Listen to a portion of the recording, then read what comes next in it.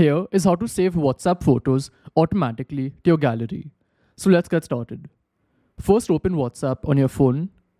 Once you're here, click on the three dots which are on the top right. Then here, come to settings. Once you're here, you have to click on chats. It's this option.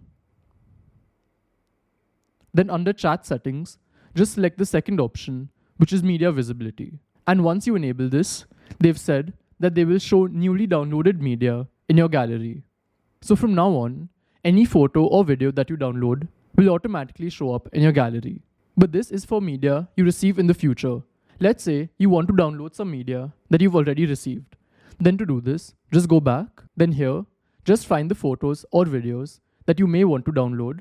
So I've come to this chat and the media. And let's say I want to download this image. I'll just click on the three dots which are on the top right and click on save. And this has been saved to my phone's gallery. So this is how it works, and I'll see you in the next one. Goodbye.